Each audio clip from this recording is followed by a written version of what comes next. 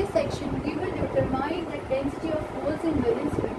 In the last lecture हमने conduction band में electrons की सांद्रता कह लें, डेंसिटी कह लें, कंसंट्रेशन कह लें, फाइंड आउट की थी. एंड इन टुडेज लेक्चर, आज के लेक्चर में हम वैलेंस बैंड में होल्स की डेंसिटी निकालेंगे. ठीक है, कंडक्शन बैंड में इलेक्ट्रॉन्स होते हैं, तो हमने कंडक्शन बैंड में इलेक्ट्रॉन्स की डेंसिटी निकाली थी इन द लास्ट लेक्चर.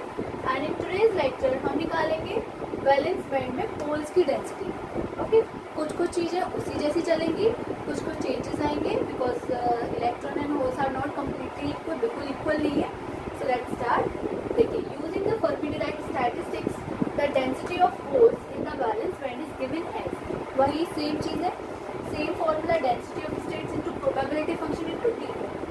ठीक है, बस लिमिट चेंज होगी.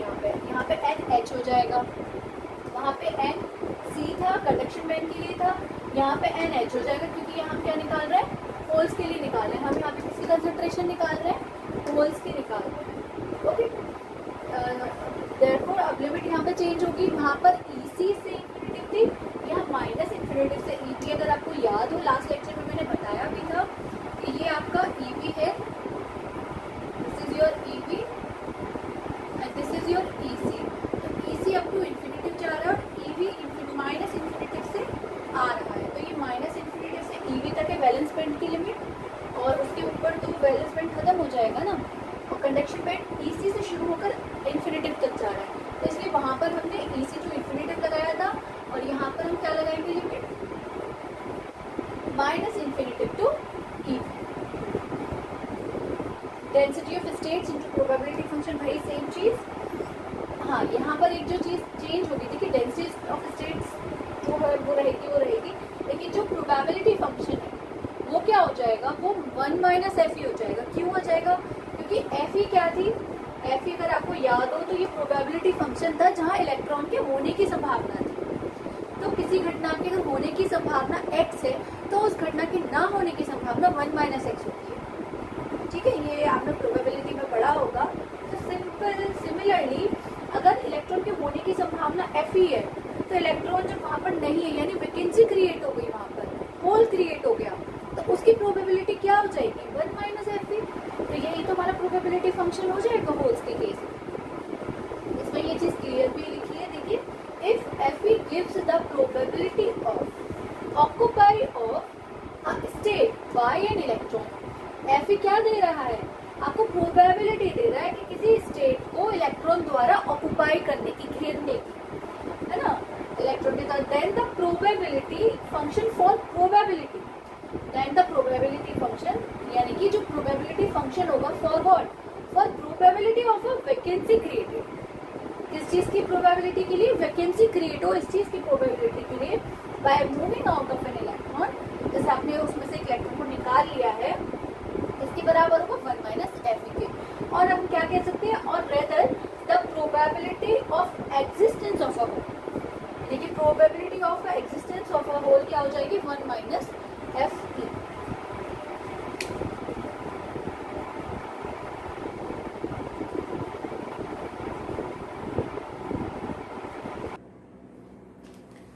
हाँ जी, तो ऑल्सो डेंसिटी ऑफ स्टेट्स क्या बन जाएगी, इसके लिए वही वापस से जीई 8π√2. बस यहाँ पे जो इफेक्टिव मास है वो वहाँ पर इलेक्ट्रॉन्स का था, और यहाँ पे किसका आ जाएगा, होल्स का.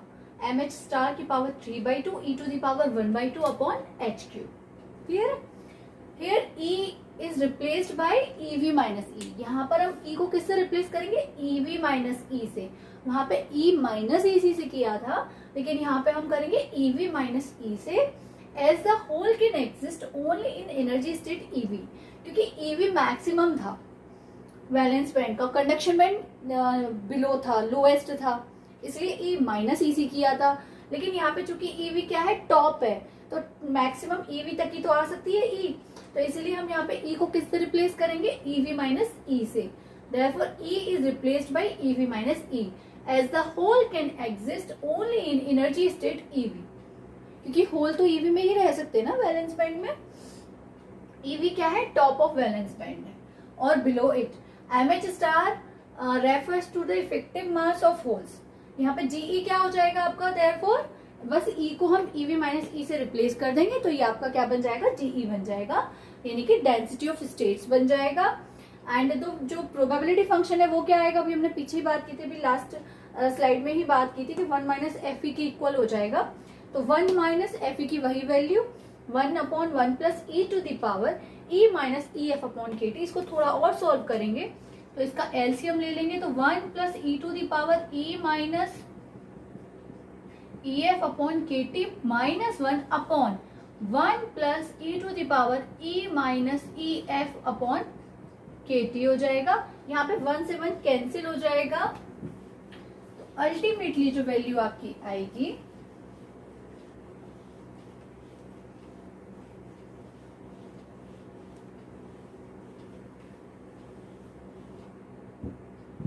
प्रोबेबिलिटी फंक्शन इसके लिए क्या हो जाएगा,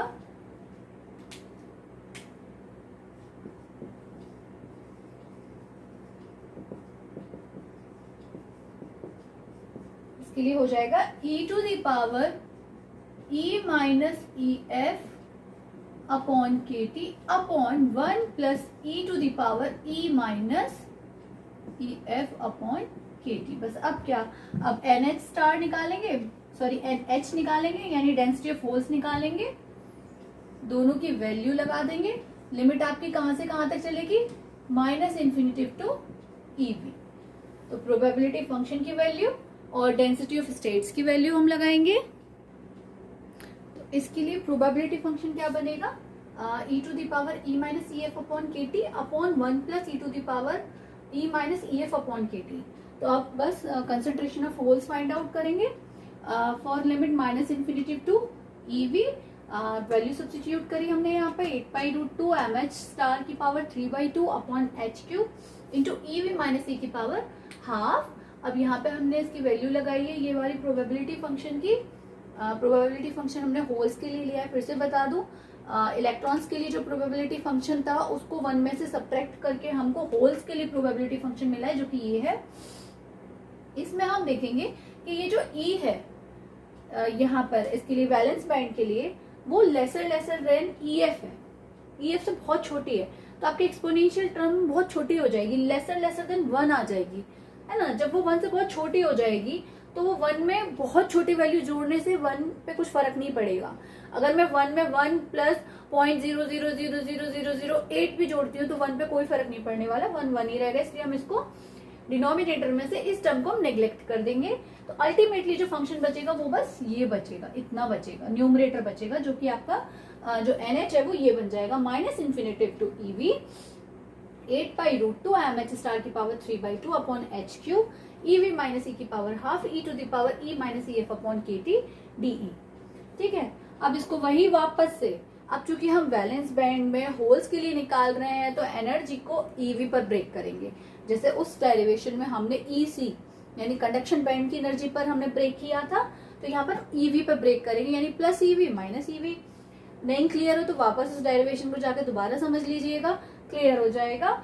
तो हमने इस चीज को ई माइनस ई एफ को सीधे सीधे E minus EV plus EV minus EV plus EV और minus E F upon K T पर ब्रेक कर दिया है। तो ये एक ब्रैकेट में, ये एक ब्रैकेट में, तो ई की पावर ए प्लस बी को ई की पावर ए ई की पावर बी की फॉर्म में लिख दिया है। ठीक है, तो हमें ये मिल जाएगा। अब बस जस्ट वापस से वही कांस्टेंट टर्म्स को हमने बाहर ले लिया है। अब इसको अपॉन के टी हम इसको एक्स मानेंगे, फर्दर इसका इंटीग्रेशन करेंगे।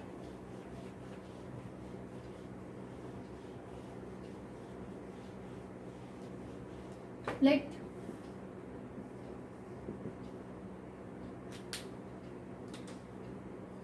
EV minus E upon KT is equals to X.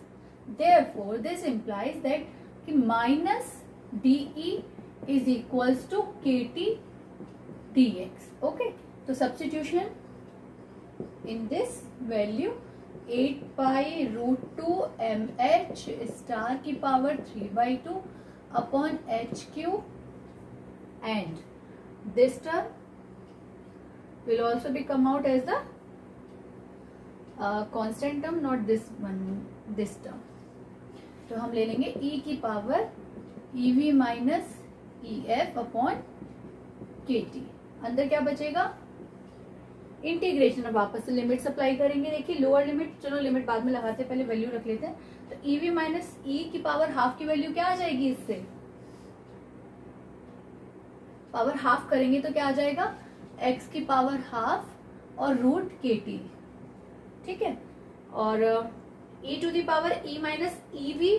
अब यहाँ पे देखिए EV माइनस E है, यहाँ पे वही वापस से वही चीज e minus EV upon KT है, तो ये बन जाएगी e की पावर माइनस x।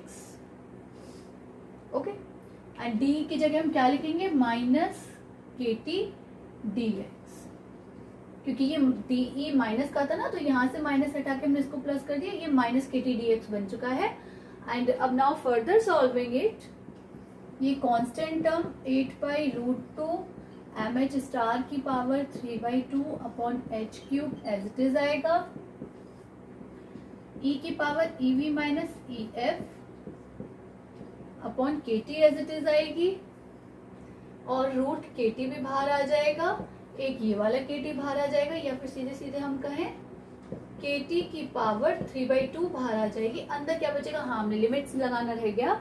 अब देखिए आपको लोअर लिमिट लगानी है, तो लोअर लिमिट किस पे मिलेगी आपको, माइनस इन्फिनेटिव पे। ई की वैल्यू आप यहाँ लगाएंगे माइनस इन्फिनेटिव, तो माइनस माइनस क्या हो जाएगी, प्लस इन्फिनेटिव। ठीक है, तो ये हो जाएगी प्लस इन्फिनेटिव। ठीक है, अब ई की वैल्यू क्या लगाएंगे, ईवी अगर हम यहाँ लगाएंगे तो ये क्या हो जाएगी वैल्यू, 0। तो अपर लिमिट क्या हो जाएगी, 0, और ये हो जाएगा आपका, ये हम बाहर ले गए कांस्टेंट टर्म, और माइनस e की power minus x minus sign के साथ और रूट x dx। ठीक है, अब ये वैसे माइनस साइन है, तो एक स्टेप मैं और अपनी बचा लेती हूँ, आप मत बचाइएगा। माइनस साइन है ना, तो लिमिट को हम 0 से इन्फिनेटिव लिख सकते हैं, अच्छा लगता है देखने में, एक्सप्रेशन इजी हो जाता है, सिंप्लीफाई हो गया ये थोड़ा सा आपका एक्सप्रेशन। देखिए अगेन, अब ये वापस से वही फंक्शन आगे जो भी हमने प्रीवियस डेरिवेशन में डिस्कस किया था कि इंटीग्रेशन 0 टू इन्फिनेटिव e की power minus x root x dx की वैल्यू को हम क्या लिख सकते हैं, स्टैंडर्ड इंटीग्रेशन है, तो इसको हम लिख सकते हैं √π/4। और इस जब पूरे एक्सप्रेशन को हम सॉर्ट आउट करेंगे, सॉल्व करेंगे, तो इसको आप सिंप्लीफाई करके इस फॉर्म में लिख सकते हैं। तो आप अगर कंपेयर करें इस उससे कंडक्शन बैंड में इलेक्ट्रॉन्स की कंसंट्रेशन से, डेंसिटी से, तो आप देखेंगे डिफरेंसेस किस किस चीज में आया। यहाँ पर होल का इफेक्टिव मास आया है, वहां पे इलेक्ट्रॉन का इफेक्टिव मास होता था, बाकी का कांस्टेंट पूरा सेम। एक्सपोनेंशियल में पावर में जो आता था, ई की पावर में जो आता था, वहां पे क्या आता था, EF माइनस EC, क्योंकि कंडक्शन बैंड की बात थी। लेकिन यहाँ पे क्या है, EV माइनस EF, सिर्फ इतना सा डिफरेंस है। ये आपने कंडक्शन होल्स की डेंसिटी, होल्स की कंसंट्रेशन, या कहिए होल्स की सांद्रता, होल कोटर को कह रहे हैं हम यहाँ पर, वो निकाल लिया आपने वैलेंस बैंड में।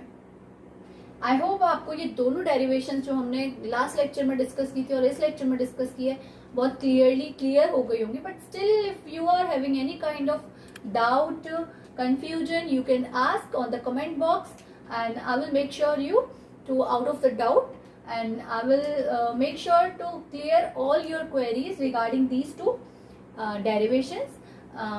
Okay, thank you so much. Thanks for the day.